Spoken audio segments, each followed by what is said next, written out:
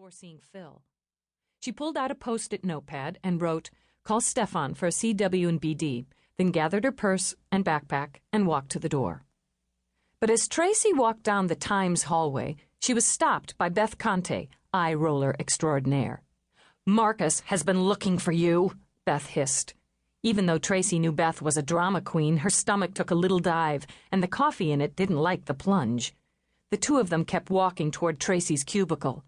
"He's on the warpath," Beth added unnecessarily. "Is that term politically correct?" Tracie asked Beth.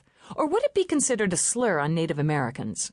Putting Marcus in any ethnic group would be a slur on them." "What is he, anyway?" Beth asked her as the two of them hurried along the corridor. "He's not Italian-American, I know that," she added, putting up her hands as if to defend her own ethnic background. "He sprang from Zeus's forehead," Tracie conjectured as they turned the last corner and entered her cubicle at last. "Zeus's forehead?" Beth echoed. "Is Marcus Greek? What are you talking about?"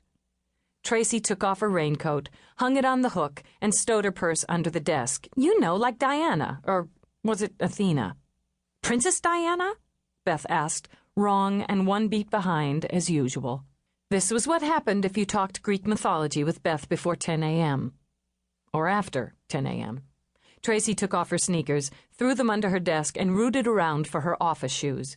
She was about to explain her joke when the doorway to her cubicle was darkened by Marcus Stromberg's bulky form. Tracie pulled her head out from under her desk and hoped he hadn't had more than a few seconds' look at her butt. She pushed her feet into her pumps. Facing Marcus barefoot was more than she could bear. "Well, thanks for the lead," Beth squeaked and slipped out of the cubicle.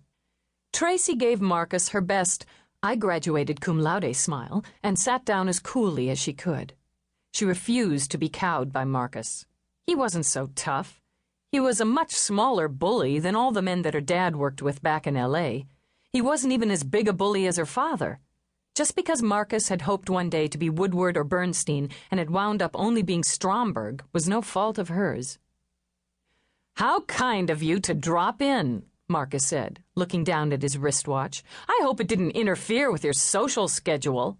Marcus had a habit of acting as if she considered herself some kind of debutante. "You'll have the profile by 4, Tracie told him calmly. "I told you that yesterday." "So I recall, but as it happens, I also need you to do a feature today." Shit, as if she didn't have enough work to do. "On what?" Tracie asked, trying to appear unconcerned. "Mother's Day. I need it good and I need it by tomorrow." Tracie's beat included interviewing high-tech moguls and moguls-to-be, but like everyone else, she was occasionally given other assignments. To make matters worse, Marcus had an uncanny knack of assigning the very story that would ruin your day. To Lily, an overweight but talented writer, he'd always assigned stories about gymnasiums, anorexia, beauty pageants, and the like. To Tim, who tended to be a hypochondriac, he'd assigned stories on new hospital wings, treatments. Somehow he always found their weakness, even when it wasn't as obvious as Tim's and Lily's. Since Tracie rarely saw her family and didn't particularly like holidays, she was usually stuck covering the special occasions.